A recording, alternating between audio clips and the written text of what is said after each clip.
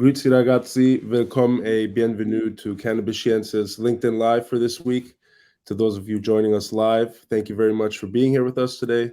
And for those of you who will be checking out the recording at a later time, also a big thank you to you.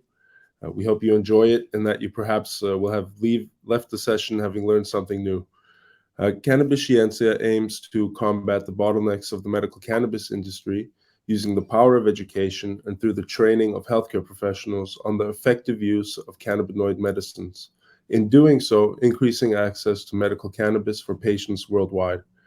On your screen right now, you see an overview of some of our services, as well as a QR code you can scan to get in touch with us. And something that we're also really excited about, which just happened this past week, was the launch of our Principles of Clinical Cannabinology Handbook. This actually makes me realize we need to update the image there.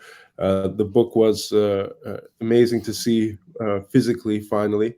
It's about 600, 700 pages and really covers everything from the basics of the endocannabinoid system to many different indications, including case studies from physicians across Europe, including our guest today, Dr. János Kratz.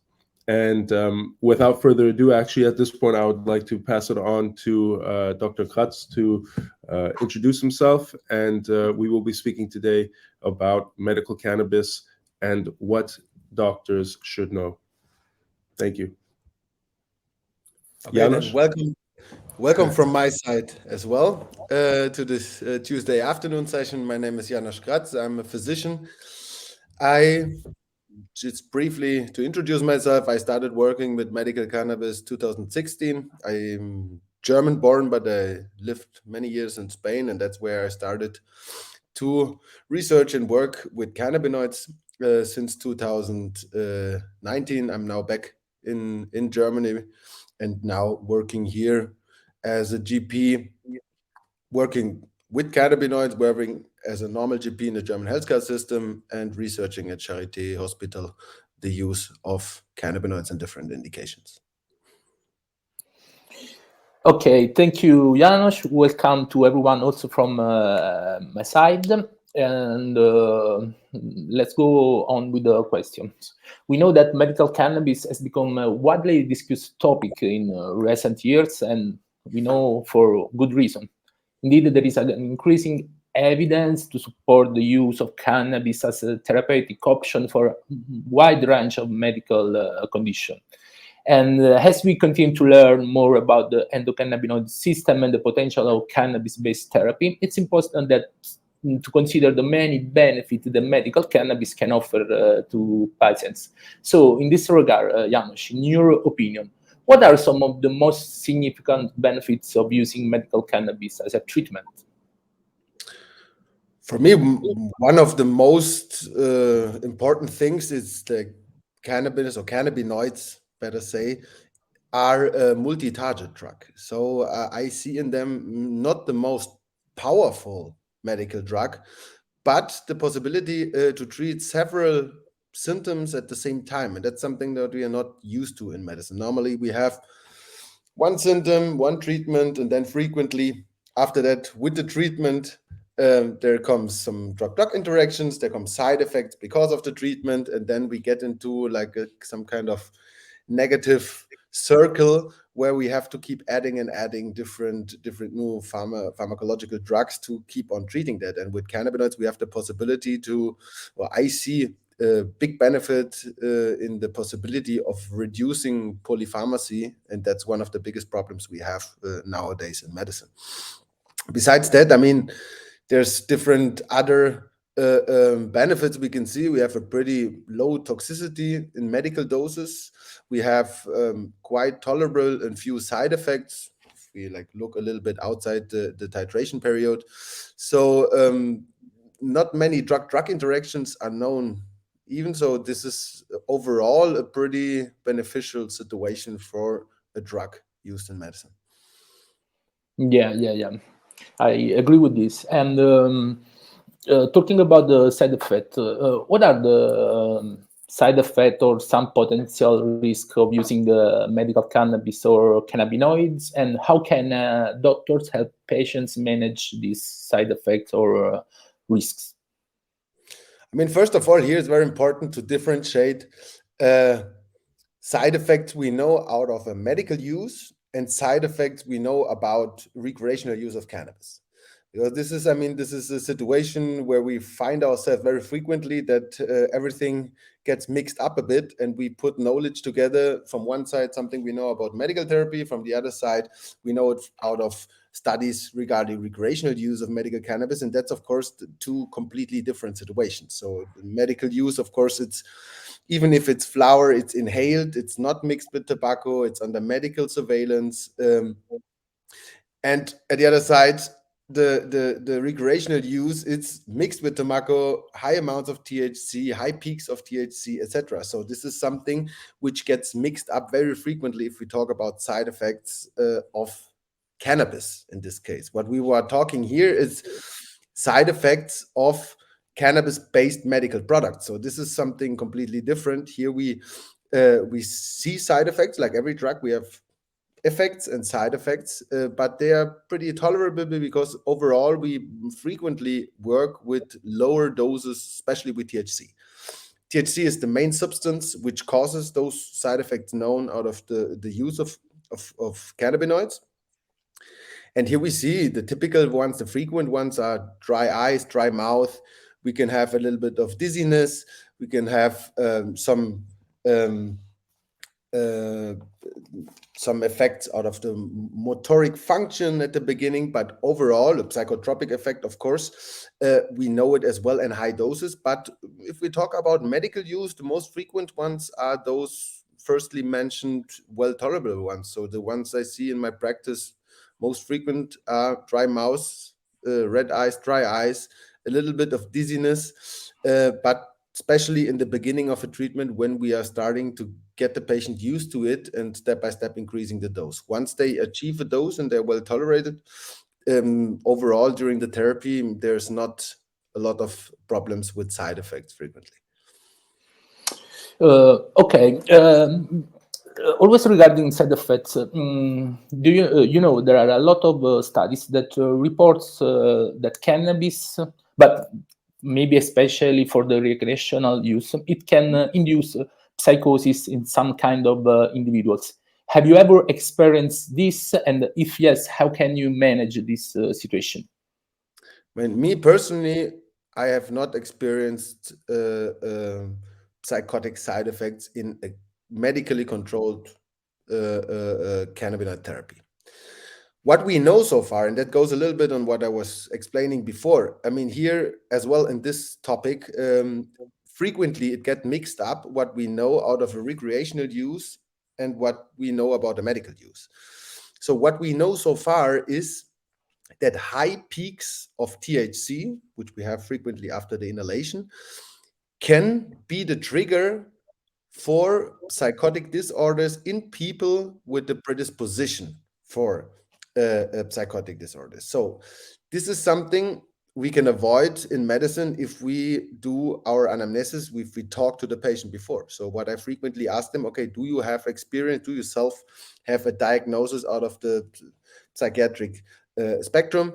Is there a family predisposition for bipolarity, psychosis, schizophrenia, etc.? And if that's the case, then we are talking about the contraindication. We would not start a medical treatment.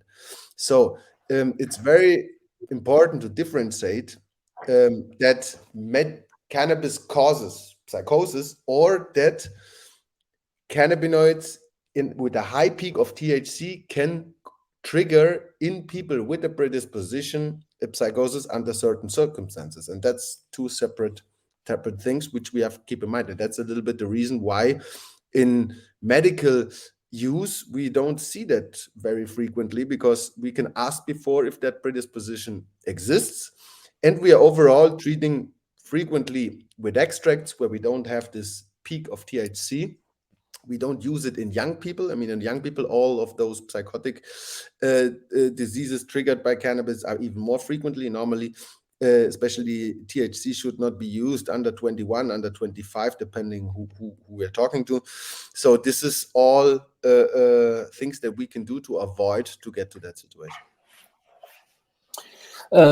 Thank you for your words, Janusz. I think it's very important to outline this aspect about medical cannabis that in some predisposed individual can trigger psychosis, but it's not that cannabis per se induce psychosis. So I think that medical doctor have to pay attention on this aspect, but it can be manageable to everyone.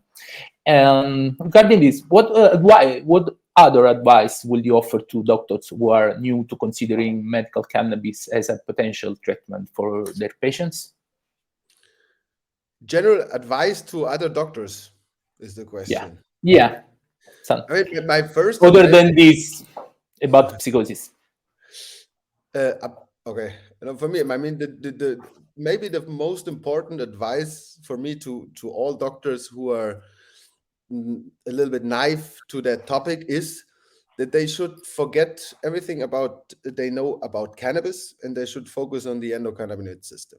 I mean, this is a more medical point of view we can have about this, because all this stigma added to the topic cannabis creates all that confusion we were talking about before. So what we are talking in a medical context is the possibilities of modulation of the endocannabinoid system, and that's a huge advantage, and there we should focus. We should focus on how can we modulate that system, which was just discovered in the 90s, so it's pretty new, and how we can modulate that for medical purposes. So that's the interesting part. Now, cannabinoids are one of the tools we have here, or the biggest tool we have at the moment to modulate that system, and that's where we should focus, because like this we can avoid to get in all this mixed ideas, and we don't compare studies which were done with cannabis mixed with tobacco and uncertain quality and uncertain doses with other studies which are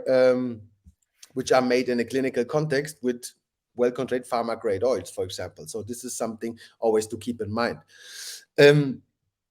That's pretty much the biggest advice I can give to doctors starting with it now. Besides that, of course, it's like it has to be taking the time. It's a new therapy. It's a little bit different than others. You have to take a bit more time at the beginning. You have a titration period. You need to talk a bit more to the patient, but that's actually kind of nice to have that nowadays. So it's a treatment which we can perfectly adapt to the patient and to the patient situation. And if we educate the patient in the right way, he's going to be able to do that by himself. And that's one of the biggest advantages here.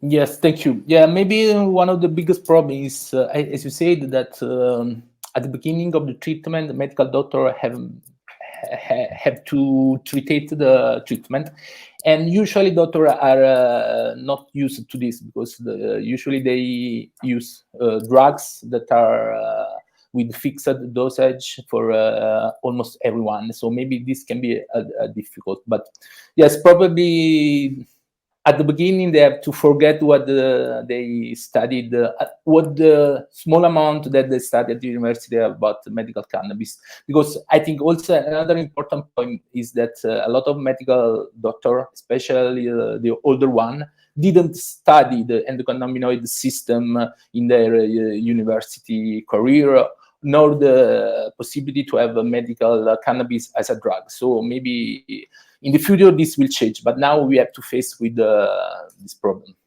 I think one of the biggest problems is due a little bit to the history of medical cannabis. I mean, if we look back, most of the people, doctors or people on the street as well, if we ask them what idea do you have of cannabis, they're gonna tell us, okay, that's a drug, an illegal drug. And that's something, a perception which comes more or less from the beginning and middle of the 20th century, because then it started to get banned. It started to be demonized a little bit as the dangerous plant, and it started to be forbidden as well. So this is something everybody has the image of hippies, Bob Marley, or whoever in has had, if we're talking about cannabis. But if you look just 50 years before that, in the end of the 19th century, cannabinoid preparations were one of the most frequently sold and used therapy in medicine. So there was a lot of use in the UK, a lot of use in Germany. Even the big royal families, Queen Victoria was probably one of the most famous cannabis patients. She was treating her symptoms of pelvic pain with cannabinoid extracts coming from the colonies in India. So this is something, if we look a little bit further than those 50, 70, 80 years, we see a clear medical indication. And this medical indication was existing from before Christ until the middle of the 19th or the middle of the 20th century. So we have to change a bit of this perception in our mind, especially as a doctor, because we have to see that as a medical drug. And looking at it as a medical drug and looking at the studies as a medical drug, there's a completely different outcome than if we look at all the studies being done, because there was a lot of them being done to show the harms of recreational cannabis use and not showing the benefits of a medical preparation based on cannabinoids. So this is 2 points of view which are important to distinguish here. Yes, of course. Yeah, we at Cannabis Scienza, we probably started this journey with the aim to educate people about the correct use of medical cannabis, because we have seen that there were not so much information on the proper use of medical cannabis. There were and there is still a lot of stigma on this argument that we try to overcome with our work and with the work of all of you medical doctors, pharmacists and nurses and so on that accept the use of medical cannabis. In this regard, in your experience as a medical doctor, which are the pathologies that you often see benefit by using medical cannabis in your patients? I mean, I have to say that unfortunately, at the moment, the biggest focus is only on pain, on chronic pain. That's because we have the clearest evidence, let's say. So in my experience, it's not mainly the pain intensity that gets reduced through a cannabinoid treatment. It's more the perception of the pain. So people tell me, okay, I feel more separated from the pain. I feel it more away. I feel like some kind of buffer zone in the middle between the patient and the pain. So this is something which is very interesting because the perception of the pain changes. Plus, we can add several interesting properties here which chronic pain patients have. I mean, we have stimulation of appetite, better sleep. We can have a synergistic effect together with opioids, so we can maybe reduce the amount of opioids. Most people in this situation take opioids. They are negatively affecting pain, negative affecting digestion, etc. So throughout here, we can help a lot of this chronic pain patients. We know from the books, but there are different other indications as well, which are very interesting. I mean, we have interesting results in ADHD, where we have pretty much no treatment possibilities besides amphetamines, etc. So this is a very interesting point. I'm researching chronic pain, pelvic pain, and endometriosis right now. This is a very interesting part as well, because there's pretty much no treatment available right now, and we can see there pretty interesting results as well.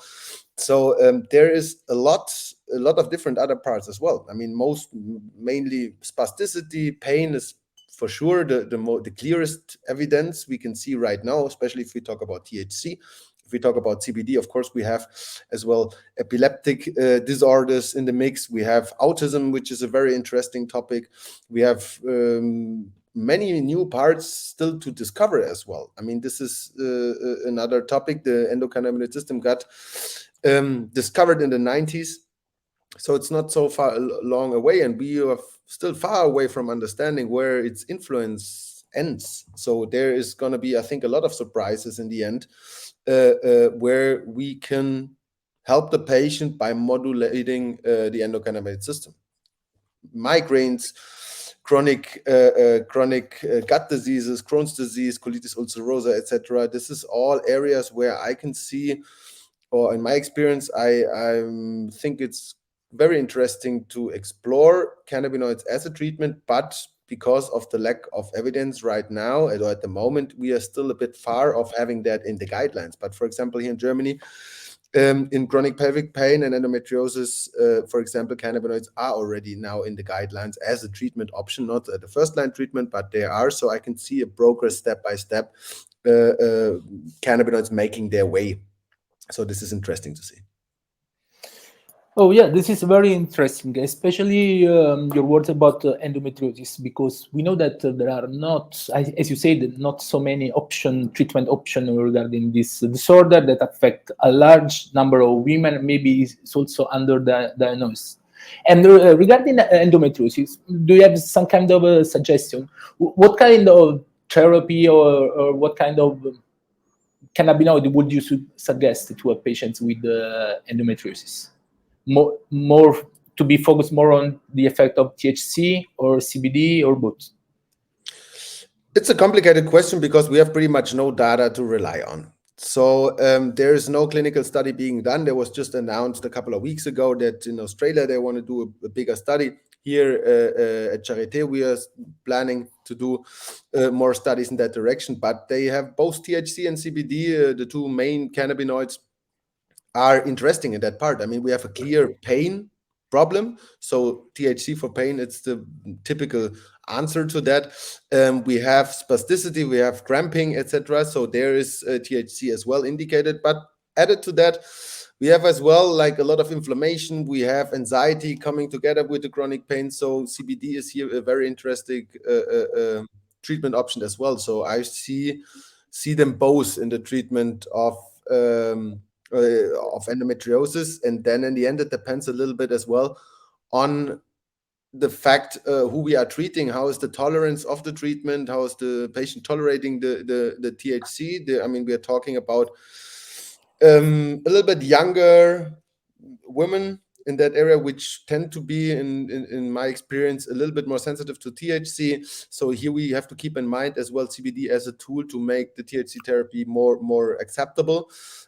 So this is a point as well, which depending on the patient, we have to decide if we start more with the chemotype 3, if we start with the chemotype 2. This is a highly individual decision from patient to patient. Okay, so we have to wait for more concrete data, maybe other clinical studies or bigger RCT to see what happened in endometriosis. I mean, at the moment, please. No, go on, please.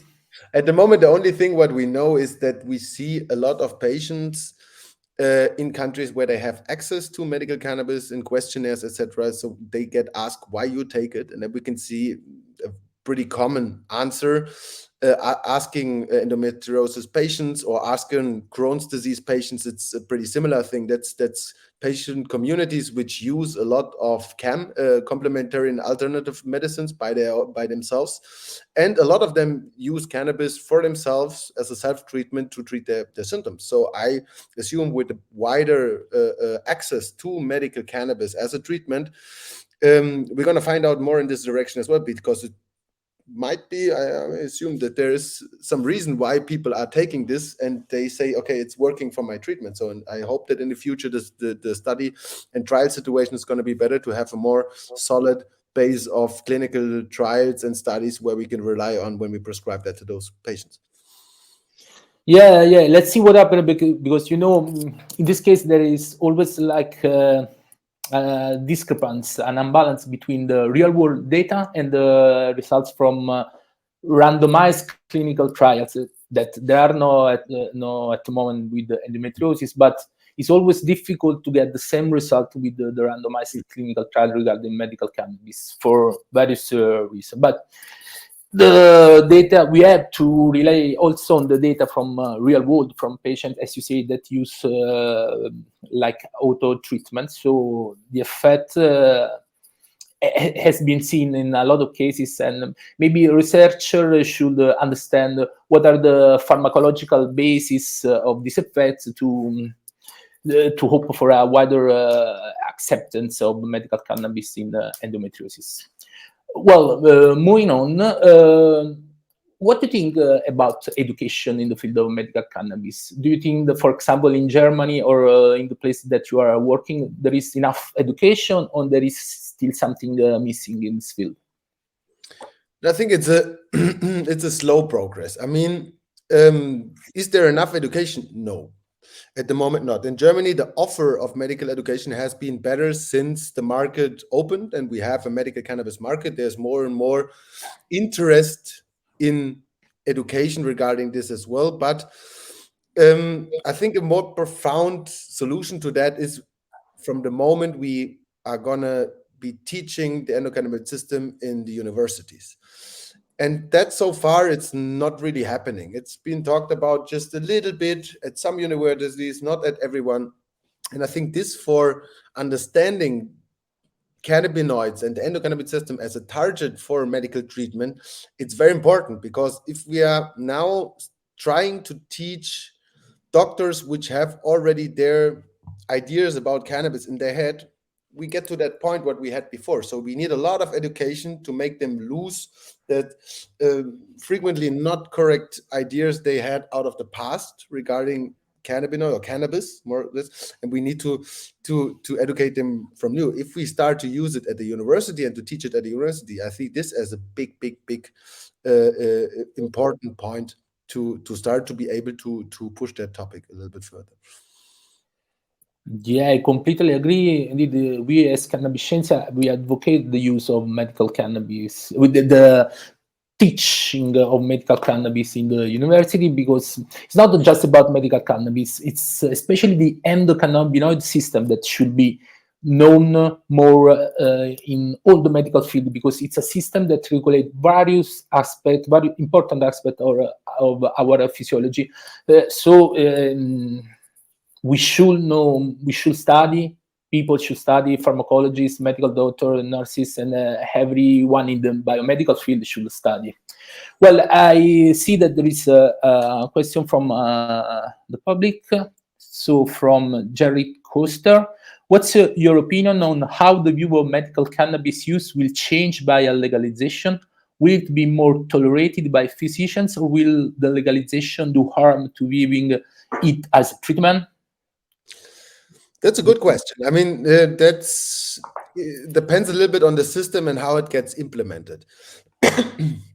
We can see in the example of Canada, for example, how it got harmed. The medical treatment got harmed by the legalization. In Canada, the medical went down when recreational came. That depends a little bit on how introduced and integrated you have cannabinoids in the medical system itself.